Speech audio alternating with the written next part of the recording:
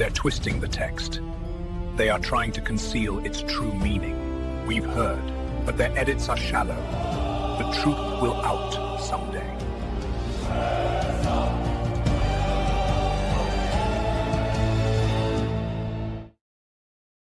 Peace of the Lord to all of you. Welcome back. So we're here with our friend Noel, who is going to tell us some very cool stuff about what we can learn about Islam from the Maltese.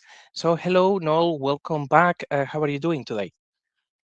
Hello, JC. Thank you for having me again, and I'm doing fine. I hope that you and the audience as well are doing fine. Hope everyone is well. So great, and I'm really enjoying these presentations and all of the animations and stuff that you have, which they're very inspiring for me, who is not very good at doing this sort of things. So I'm actually trying to get as many ideas from your material. So thank you for that as well. On that note, and all right, so the floor is yours. Show us what you've got for us today. Okay, thank you for the kind words. Let's start. So today we're going to see what Maltese can maybe shed light on some aspects in the development of Islam. Maybe someone will be inspired of, from a topic that we will talk about today, and will dig deeper and will come to another conclusion, right? Or a stronger conclusion. So, of course, everyone is welcome as well to write in the comments. So, let's, okay. Okay. So let's see what contribution Maltese can make to Islamic origins, according to Wilmsen. So it's the most recorded of the Arabic dialects. It's a peripheral language, so it has lost influence from those that had control of the Arabic languages, or most of the Arabic varieties. And according to Borch, it is a textbook case of a relic area. And therefore, these 3 points together, they can help us maybe shed light on the state of Arabic in the early days of the Arabic expansion, and therefore on Islam. But before we go into the examples themselves, we have to speak briefly on the making of Maltese. So we've got the Arabic stock. We take one variety from this Arabic stock. There are Maltese innovations of Arabic origin. Then we have Maltese innovations of Italian origin. And upon top of that, we have English interference. And according to Consi, then this is what we have today as modern Maltese. So let's go to the examples themselves. I'll start with this one. So I'll start with Eira. And when I was reading the hadiths of Sahih al-Bukhari, I was always intrigued by how the air of Allah is described as the reason for forbidding Muslims, right? And of setting the rules of illegal sexual intercourse, of especially, right? For example, in these two examples, we have evil acts, illegal sexual intercourse, etc., etc., right? And the reason is that God has the greater sense of era, or maybe in Arabic it could be more غيرة. And this is curious, funny to me, because era means to covet or to be jealous. So God, to me, to my Maltese ears, God is jealous of people, or let's say it has, if we see the hadith in the middle, like 62147, none has greater sense of jealousy than God, and for that he has forbidden evil actions. So to my Maltese minds, this is very funny.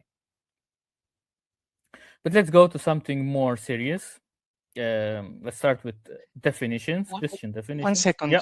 one second, just before you actually move on from the previous Mm-hmm. one. What said? Yeah. Did you say is Al-Bukhari? Yeah. This is Sahih al-Bukhari. We've got two hadith. Sahih. One is book 18, number 154, and the other one is 62, number 147. Right. So just thinking about the different versions of Arabic or the different dialects, if I remember correctly, I asked you in a couple of shows ago, like, okay, so if you listen to someone speaking in Arabic, what regions can you understand? Am I right Mm-hmm. in thinking you said that you can sort of understand the region of the Levant Mm-hmm. and Syria going towards Mm-hmm.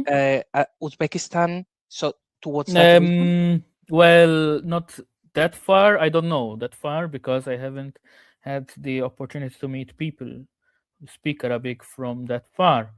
But certainly, certain words in when the first time that I realized that Maltese was close to Arabic was when I was watching a video, a film, sorry, of in Italian of Basra. They were in Basra, and for effect, they did not translate the Arabic there, and I could understand, and I was surprised because I could understand certain things, certainly. So that was a surprise. I know people that are from the Levant, from Lebanon, from um, Right. and we were like comparing our different Arabic varieties, and we could understand the simple things certainly. Um, so too with Tunisia and with Libya. Yeah, Okay. but not so That's much. actually very cool. Not we couldn't then with Oman. I couldn't talk with Oman, and with Egyptians I have had mixed results. Let's say. Okay, it's a bit of hit and miss. All right, and I was Yeah. just now thinking that, of course, the scholars of Islam, they would have been from many different regions, and then, of course, based on what you said, you might actually understand some of those scholars better than others. Some of them, there might be a complete mystery because of their dialects, but there could be some that you actually understand like quite well, and there could be some clues to be unpacked from there. So it's very good. Um, I. Mhm. Another thing I wanted to ask as well, if you don't mind. Yep. So when was Malta conquered by Islam? 1870. Sorry, 870. 870. So it 870. was very early. So at that point, just before the conquest, what languages, do you know what languages were spoken in Malta? Certainly Latin, probably Greek, and also it could be that Phoenician was still spoken, but there is no evidence for that because the latest definitely that by AD 60, when Saint Paul came to Malta and brought Christianity to Malta, the people were speaking Punic until then, AD 60. We're talking, yeah. Um, so, um, so certainly by that point, that is the last concrete evidence that Maltese were speaking Punic in the Okay. Bible. But it could be because, for example, Saint Augustine, who was living in Tunis, somewhere in North Africa, but I think Tunis, if I'm not mistaken. Did write in Punic as well. Okay. So maybe by that Punic could have survived in some form until this period, maybe. Okay. Then In for the most part, fact, Latin and Greek. Latin definitely, and probably even Greek, most probably, because even in Sicily they were speaking and writing in Greek. So, and Malta is very close to Sicily, and so if we don't have information in Malta, then we go to Sicily to infer. So probably, and also this, even the church, Sicily was in spirit at least part of the Byzantine church. So it was only after the Norman conquest that the church in Sicily, and therefore one may think in Malta as well, realigned with Rome, with the Roman diocese, sorry, with the Roman church actually. But in Malta we can also track it to a certain extent, and the change was probably from Greek to Roman. It took between 1,200 to 1,400 in both Malta and Sicily. But we still have some remnants that are from the Byzantine calendar. Some feasts, in Sicily and in because of the influence of Spain. So what the Spanish they call the La Fiesta Tradicional. This is a tradition that is not only for, I think the Tomatina is one of them, for example, right? So yeah, when you have like the the origin is a religious one, and then of course from it branches out into the secular. But this tradition is not only in Spain but also in the Spanish realms, and therefore you have South Italy, Sicily, and Malta as well. And one of the calendars of this feast is, curiously enough, if I'm not mistaken, it's Saint Publius. If I'm not mistaken, but I may be wrong. Maybe it's another feast, but which are confusingly aligned with the Byzantine calendar, not with the Roman, or with there was another rite that escapes me at the moment that emerged from France, but I don't remember. Okay, so cool. So then, if the language originally or was there in the 9th century of like Latin, maybe Greek for writing and everything else, and then Arabic is introduced like pretty much out of nowhere. So it just gets dumped into the population, but the population keeps speaking in the language that they used to, and they just get this Arabic a little bit like it has happened as well, with the English and the French. When one kingdom takes over another one, the upper class will bring in that new language, and things go like that. So they introduce the language, but most of the people, they retain the old language. Then the language evolves into what we would now call Maltese. But some of those things that have been imported from the Arabic would not have been affected by any other changes that would happening in the Arab world once Islam gets disconnected. So they would be almost like isolated there. So it is a good piece of information to actually look for original meanings. Very good. Well, actually, I think we have not understood each other very well, because how you said it. So you know that there is a Punic base, and then on this Punic base, it was easy to move from Punic. At that time, actually, some form of late Punic into Arabic, because both are Semitic languages after all.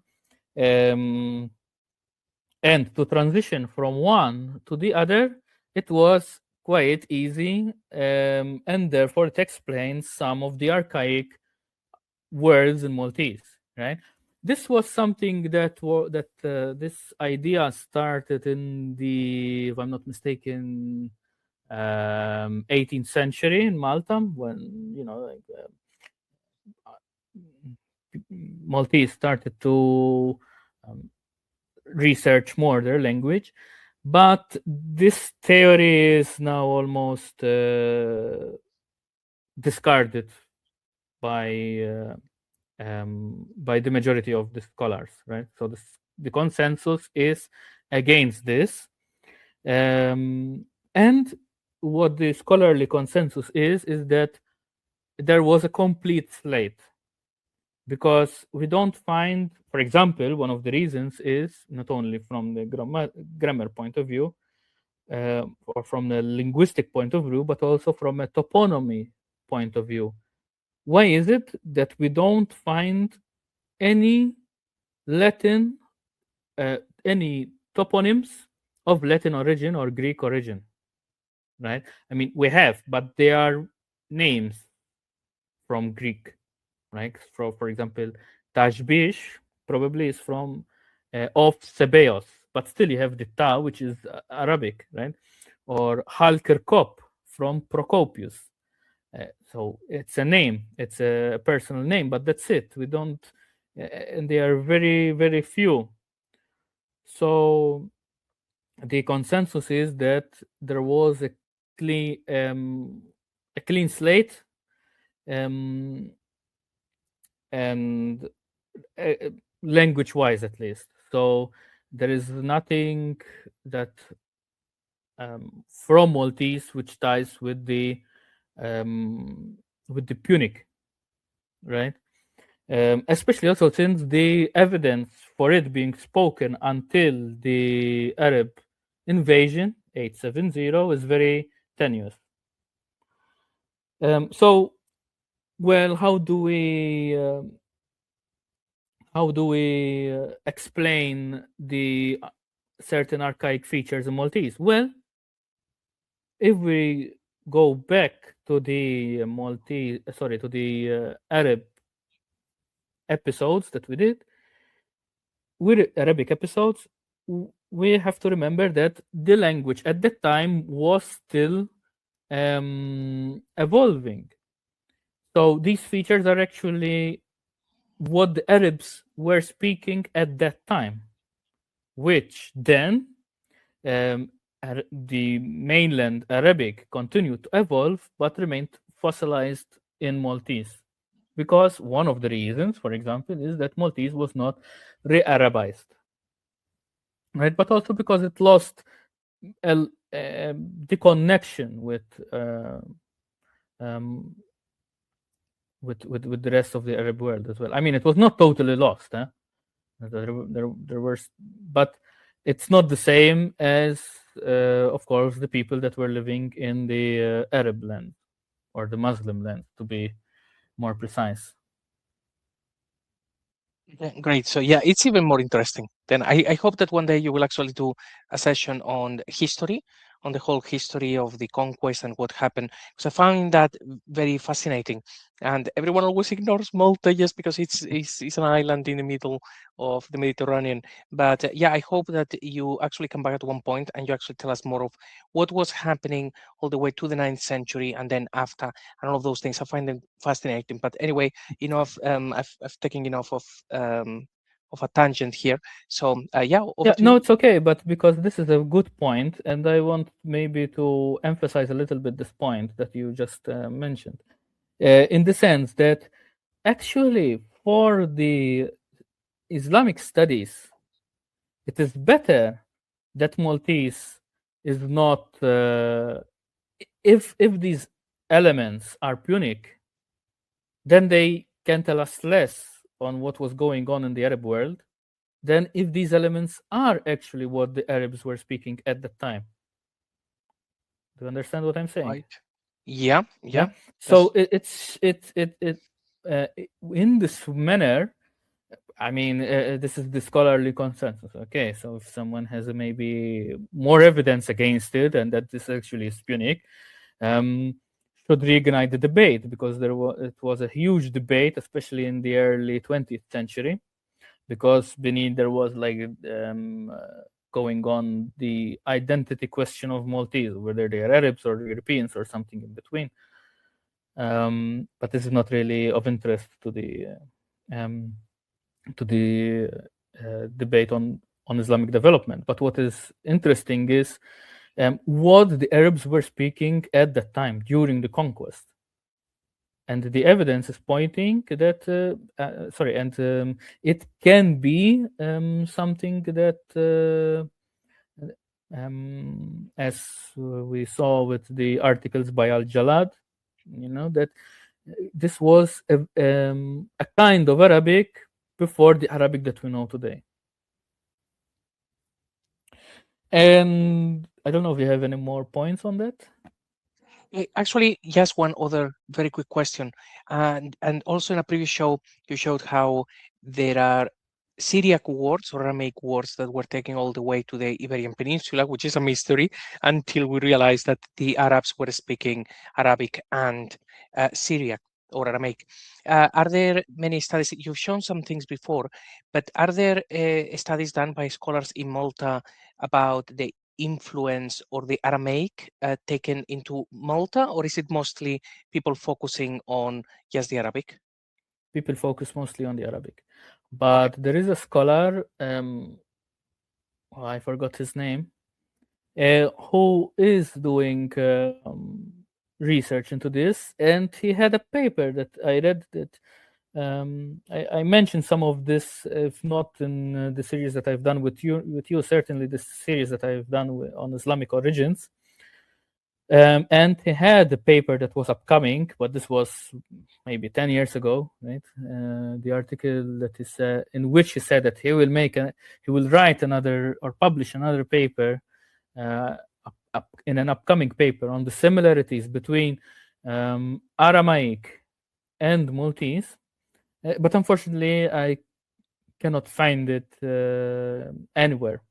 But maybe I will have a contact next month, which knows the scholar actually. So maybe I will have access to this paper. Sounds good. So we'll Okay, see. so if you actually get some scholars as well from there who are doing that research, it could be actually very, very important. So please make sure that you actually get in touch, and let's see if we can all do like a panel show in here and we talk about their discoveries. Yeah. Okay. Okay. So we don't have any thing else to say on this point. I want to say another point that I missed when I was talking about the slide. So it's good that we came back to it, because as you see here, so what does Eira mean in Maltese? It means to covet or to be jealous. But look at the words in brackets. This one here. Self-respect. Self-respect, yeah. Which still, I don't know, doesn't really make sense to me because of his self-respect. But it's certainly more appropriate than jealousy, that's for sure. Right? Okay. So it's because of Allah's self-respect that He has forbidden these things. But to my Maltese ears, it's not self-respect, but it's jealousy. Okay. If you don't have any objections, we can go on. Yep, I'm good. Yeah. Okay. So let's start with some basic definitions, to lay the foundations. Nisrani, if you say it out of context, it means Roman Catholic. But in general, it can mean also Christian. And for Christian, we have the word Christian as well. So sometimes we use these two words interchangeably as well, between Christian and Nisrani. Sorry. Now, the word for Jesus in Maltese is Gesù, which is Italian, right? Al-Masih or Yeshua are not attested, at least not in modern Maltese. As one might well recall, Masih is coming from the Jewish Mashiach, the anointed one. Now, because Al-Masih means the anointed one, right? Now, Msih in Maltese exists, but even in Arabic, right? But they have different definitions. In Maltese, it means to wipe, or Msih actually means wiping. And in Maltese, the anointed, we say it as Il-Midluk, right? This is something which is particular only to Maltese, so we don't say Al-Masih, but we Il Midluk, right? Because Dilik in Maltese means to smear or to grease or to rub with an ointment. Now, this word, it would be interesting to look at, and this was pointed to me by a Muslim friend that I have, who we correspond a lot about Maltese, and I would like to, if he's watching, send my regards to him, because he's a treasure trove for things that have to do with even Maltese, even though he's not Maltese, and Arabic as well, right? So we correspond a lot. And one thing can be that we have to look at how the words in the different schools of Islam define the words, like, or what words they use. Because, for example, the leak in the Maliki school, they use, when you're doing, the Muslims have to do the ritual cleaning, so the ablution, wudu, right?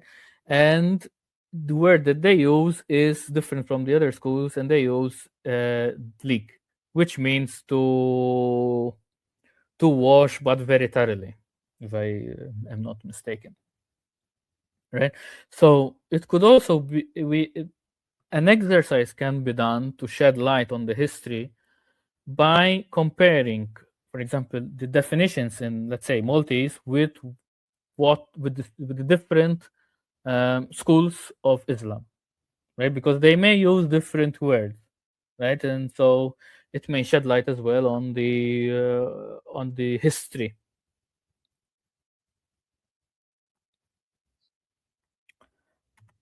Now, for God the Father, we use the word Allah, right? If it's written in a small letter, then it means generic God, and plural would be Allah. In modern Maltese, the word Rab is lost, but it seemed to have been attested until the 18th century, as recorded by Michel Anton Vassalli. But at that time, it seemed to have been frowned upon, probably because it seemed too Islamic. So, right. So what we use in Malta is Mulay, and I also read in posts on Facebook that also in North Africa they use this word to mean, instead of interchangeably with Rab, Mulay. So Mulay, which means the great overseer, and therefore is God, right? Coming from Wella or Willa, to renounce, to seize one's property or rights to another, has that sense related to it. And finally, from Walla, which is to appoint as manager or director or administrator, governor or ruler. So the ultimate ruler, therefore, is God, and therefore it's Il Mulay. And the devil or Satan in Maltese is like in Arabic, we say it's Shaitan, and in Arabic it's Shaitan. So quite similar.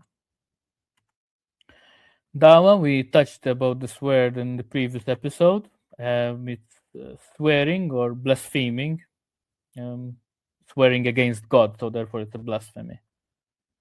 For those that think that da is, that to say the word da is too obscene, for example, say, I will go to swear, right? I will khamur nedai, instead of saying like that, they will say khamurin salli.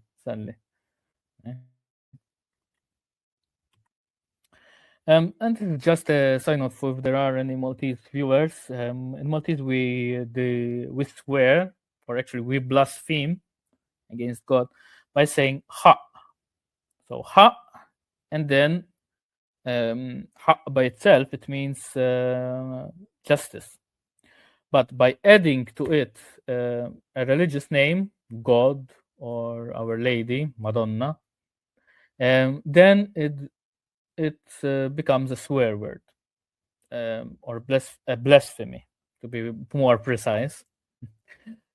But and this is like the general conception, but actually, according to Wettinger, right, from his research, he noticed that it was always translated as sia arso, and basically sia arso is Italian for to burn, yahra, and to yahra becomes then kha. And for example, a Maltese, he writes, Wettinger, favorite Maltese curse is yahra kiddisek man rabbak, or probably or it could be يحرق إديسا من ربك, depends on the dialect, right? So it is the burn the saint who brought you up. So here we have this misconception that actually which means justice, actually is a derivation from Yahra. It's something of particular interest to the Maltese viewers. What is the etymology when if some of them are swearing, or when they hear swearing? Zamzam, we touched about this as well. So Maltese, we have the saying min zamzam, from the time of Zamzam, which means a very long time ago.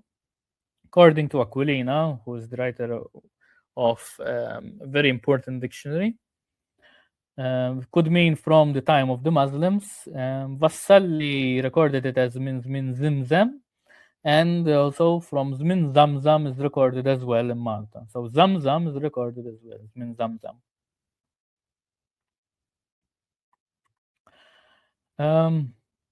And this one, still I'm in search of Arabs that are saying Zom to mean stop. We talked about this in the previous episode as well. Now I go on another word, which is Shahada. And here I want to throw this question, right? I want you to ponder this question. Does the Shahada has its root in the Christian creed? This is the question, right? And I kind of came to this question. I was talking with a Muslim, and we're talking about Shura 2 verses 82, and in this verse it's written that a testimony of a woman is, or the witness of a woman is half that of a man, right? And in a nutshell. And she said, but yes, but it's Shida, no? And then when she said that, it kind of, yes, Shahada, Shida. Yeah, she said, and she made the connection. And I said, like, yes, in Maltese, we say Shida. So Shahada is testimony. And Maltese, it's more like a halfa testimony or an oath, right? But Shida is also related because it means a witness.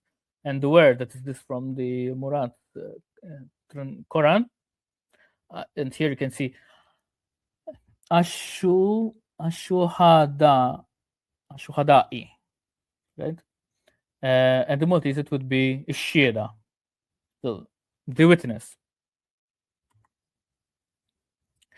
And there's a particular priest who likes to say this verse before the creed.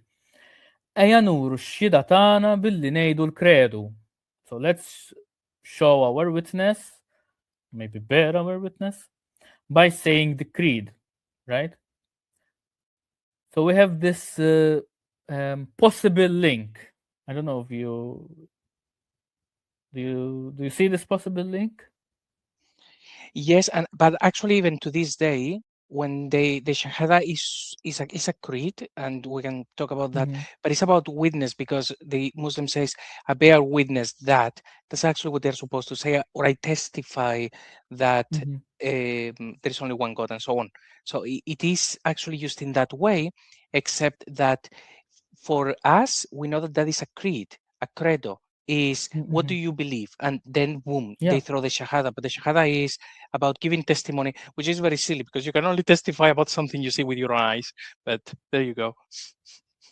Well, but like if we're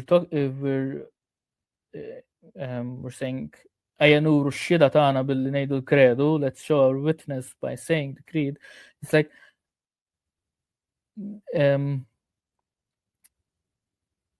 this is what I believe in, So because if you say the creed, it's as a Christian, I haven't seen what's written in the creed. What I say in the creed. I believe in it, but I haven't seen what's in there. Certainly not everything. So, but I'm still kind of let's bear witness of to the world of what I believe in. Maybe that's you can see it in that way. Well, the way that I see it is that creed, so from credo, is something that you believe in. So you can actually, Yeah, it doesn't have to be religious. You say, I believe in that aliens are real, whatever. So that would be credo. So you believe in something. But then the word shahada from testimony is more what Muslims say, which is I testify or I give witness that, but then is the credo, so which is what they believe. But if you ask to a Muslim, what do you believe, they will just say there is only one God and da da da da da, right? So it's almost like what comes just before the actual declaration of faith, which is I believe in this thing, and that is giving testimony to that. And yeah, I can see all of the words are very similar between you give testimony and you witness something. It's like it would be semantics. But when you're saying the Shahada is creed, but do you mean in a sort of Christian sense or simply that the Shahada that is? yeah. I mean, it could be that it's a Christian influence on Islam. Yeah. That's I certainly, mean, yeah. look, this sentence, "Eja nuru xhieda tagħna billi ngħidu l-credo," is said right before by a particular priest, right before the. So let's like, come on, let's say this. Let's say the creed. Let's show the witness to everyone by saying the creed. Yes. And the Christian And it's very influence, similar, yes. and this is the sense. Maybe it's a sense because um o- I don't know, maybe it makes sense because of and here we go into the difference between the languages, because sometimes what you say in in a language doesn't make sense in another language, even if you translate it. So maybe there's something like that going on here, because I don't really see much difference between this sentence and when the Muslims say shahada, meaning I'm showing my witness. So I'm testifying, kind of. Yes. That's actually like what I say that Muslims, particularly in English, if they say the whole thing, they wouldn't just go and say there is only one God. Da, da, da, da, da. They will actually start with, I bear witness that there is only one God and blah blah blah blah. So they will actually even start with that, and I've heard it many times. And it's supposed to be what is meant to be, exactly what you have here on screen. They're supposed to give that testimony of their creed. So yes, those two words are connected, and in terms of the Christian influence, yes, that's 1000% certain. That's actually where it Mhm. comes from.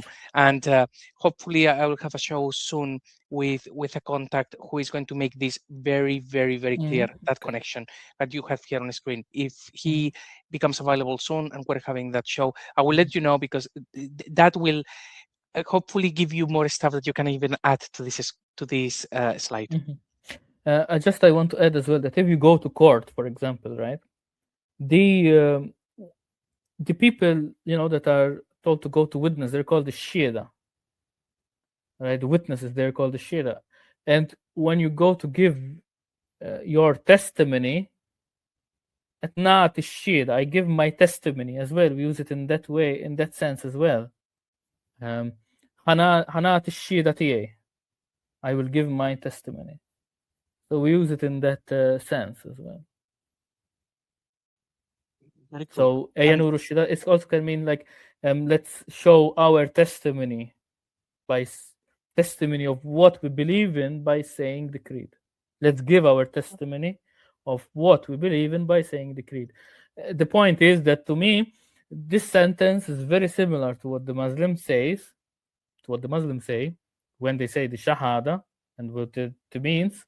And it kind of made me think, okay, so maybe they are connected. And then you will probably have, and if you have your guest, um, he will delve more into this and will prove it, maybe, Yeah. or And give more hopefully, stronger. hopefully.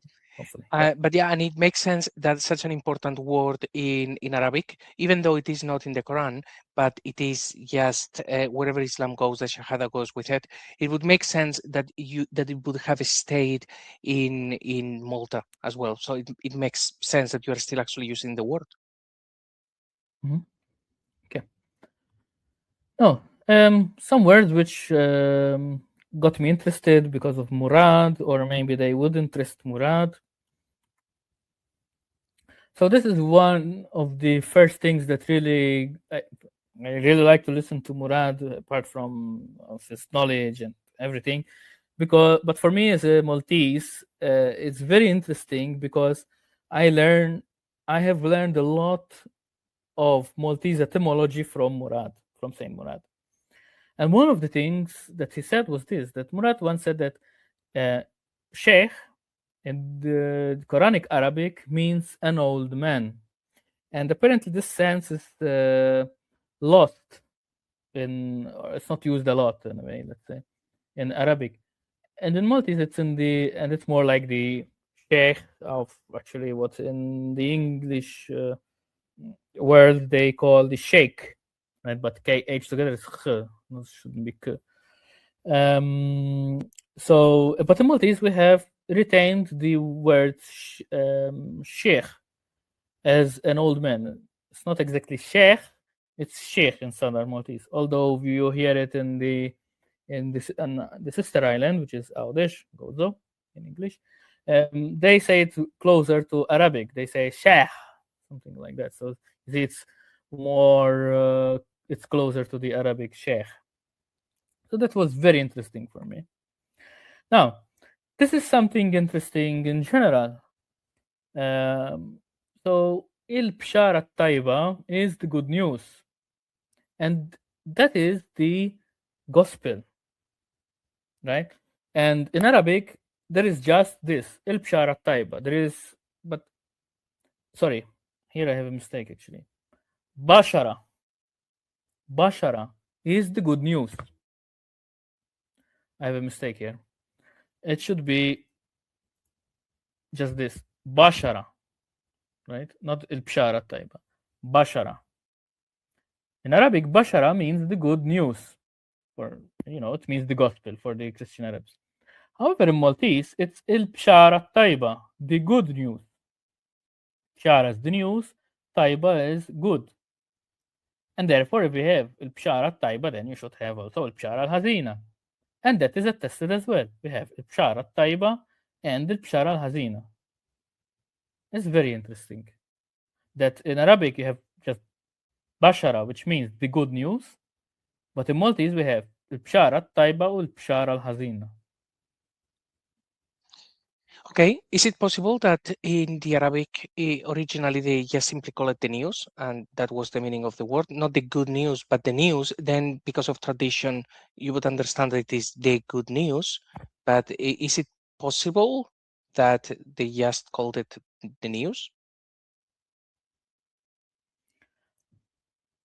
I don't have any more information on this, so I cannot really comment because it would be just speculation. I don't know. I just find it very interesting that in Arabic it's just Bashara, and Bashara means the good news only, right? Whereas the Maltese it has Il-Bshara Taiba. So Bashara means news, Taiba is good, Hazina is bad, right? Bshara Taiba. And bad, if you recall, Hazin, if you recall, in Arabic, it means sad, right? So this divergence must have happened. I don't know. Maybe it's because it could be two ways. It could either be that Il-Bshara Taiba, because there is also another word for news, which is Ahbar, and it exists in Maltese as well. In fact, Bshara, we use it only in the Bible at the moment, right? In modern Maltese, we use Ahbar. If you want to see the news, you say Lahbariyat, the news, right? And in Arabic, if my understanding is correct, it's the same. They say Habara. So the possibilities are two. Either in some distant past, the word used for news is bashara, and they had the good and the bad. Bashara um, was also took also the sense of the good news. Then by time the Arabs adopted the word akhbar, and bashara and bashara taiba was then reduced to bashara, just to retain for this the good news, right? But it also could be that maybe the addition of taiba and hazina was something local in Malta. So it's either of those two, right? So we need more research into this to, because it could also be another uh, piece of information that can shed light on what was happening in the 7th century or later. Yeah. Would be That's one great to of actually those get. stepping stones. It would Sorry? really be great to have some like Maltese scholars actually involved in all of this unpicking of the Quran, because it seems like they might actually have answers, and it would be great to actually see them speak with Murad and people like that. With Christoph Luxembourg, that would be ideal. Just noticing here, Hazina, it actually sounds a Mhm. little bit like Zina. Zina? No, but yes, but it's Yeah, okay. Zina is something else.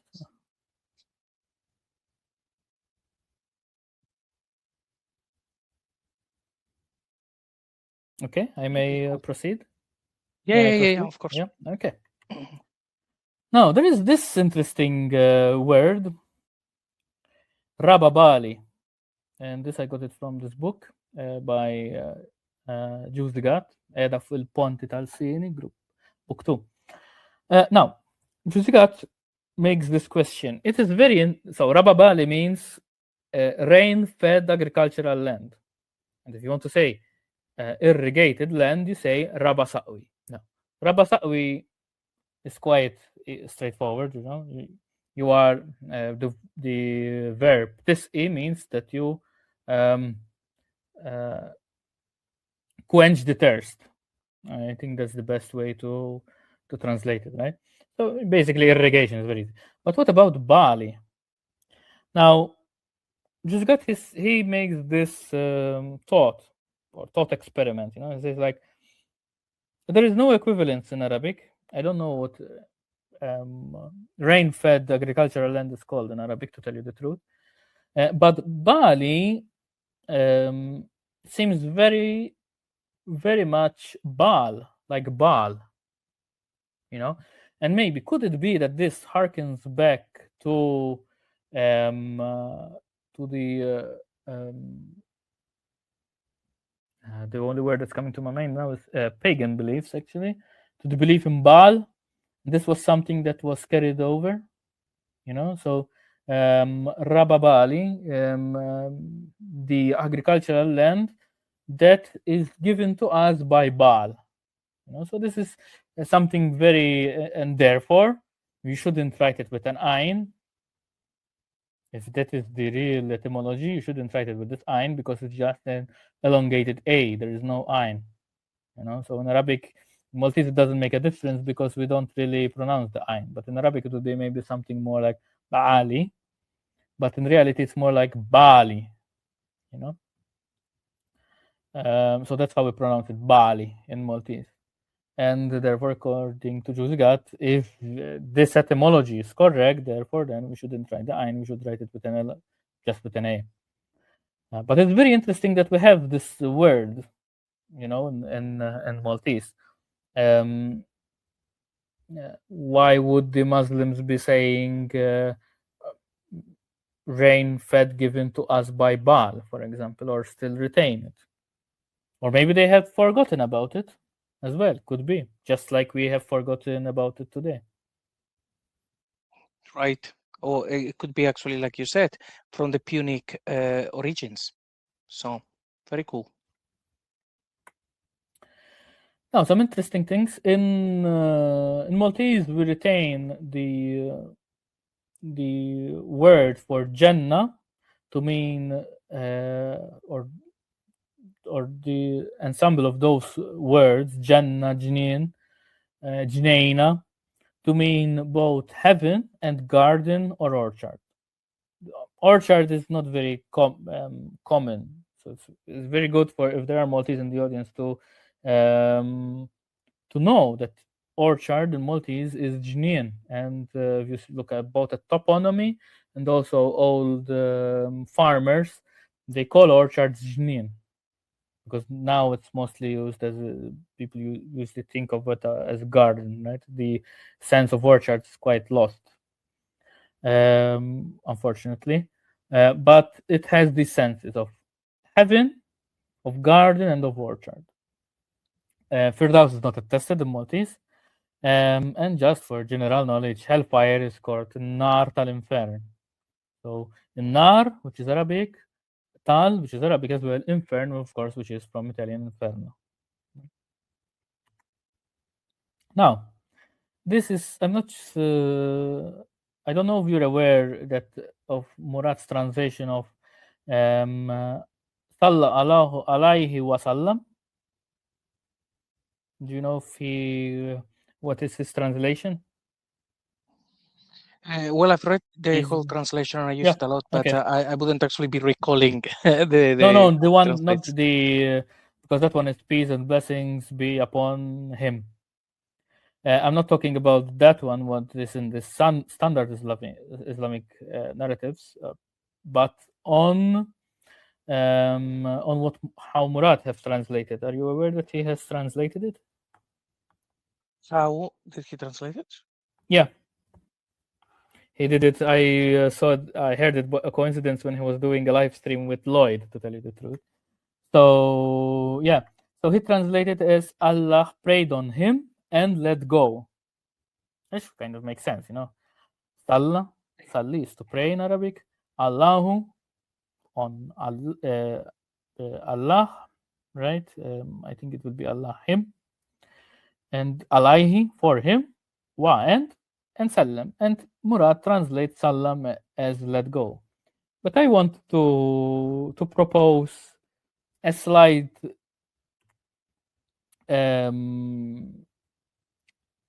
tinkering, you know, because the Maltese sallam, right? Not sallam, but sallam is greeted or give regards. For example, if you want to say give me regards, I would say salli alayh. If I meet with someone, I say sallimtlu. You know, even if you just meet with someone, hello, bye, you say sallimtlu, right? So, and therefore, if we say to him, we say sallimlu. So maybe it could be Allah prayed on him and greeted him or gave salutations or gave regards, something along those lines. So that's maybe a suggestion, you know, like we'll see what people think. Maybe it fits better. Okay. That's interesting. We had one show with our brother John, the one called Say Not 3, the last one that we recorded with him until he is freed up to continue with his thesis. And he actually went through the verses that say that Allah prays and lots of other stuff. Very, very, very good show. And we know that it actually means certainly Allah prayed. It's only in the translations. But they say, no, it means he gave blessings because otherwise you have a big problem. But the second part, prayed on him and let go. I actually can't remember seeing that in the book, so I most certainly have missed it. So we'll go and look at that. And then your proposal here, I will see if there is anything that I can do to either confirm it or debunk it. But it sounds interesting because the whole thing about Allah praying is already a big problem. And then it just continues with something that Murad would translate and let it go. That feels very, very weird. Yeah. But Murad also is very literal. So, but maybe it's something, this is a sense that doesn't exist in classical Arabic. I don't know. So, but Interesting. certainly it exists in Maltese. So, therefore, I think since it exists in Maltese, then we should try it out. You know.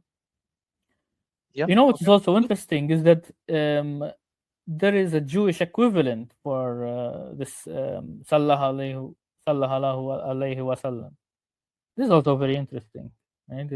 When someone is when someone important dies in Judaism, then they have this honorific for him, and you can read in it in that link there. Basically, it was. So that is very interesting. Okay, well, thank you, Noel. That was absolutely phenomenal. A lot of stuff to think about, and I look forward to seeing what else you've got in store for us. So thank you very much for your hard work. Any final words for the audience? No, thank you for having me on, and that's it basically.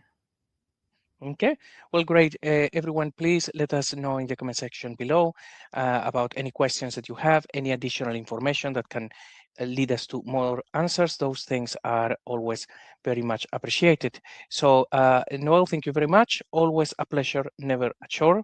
And for everyone watching, we will see you all soon. God bless you all. Bye-bye. There is only one Quran, right? Every Quran in the world is the same. That's what you've been told. You have been told a lie!